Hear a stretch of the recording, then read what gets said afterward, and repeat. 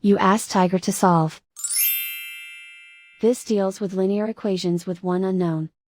The final result is n equals 11/20. Let's solve it step by step. Simplify the expression. Expand the parentheses.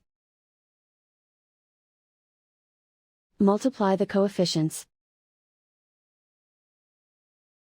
Simplify the arithmetic. Expand the parentheses. Group like terms.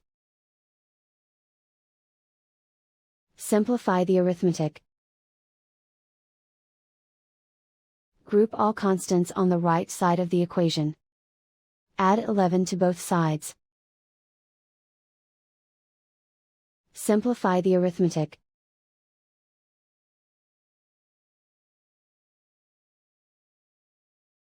Isolate the n. Divide both sides by 20. Simplify the fraction. And so the final result is n equals 11/20.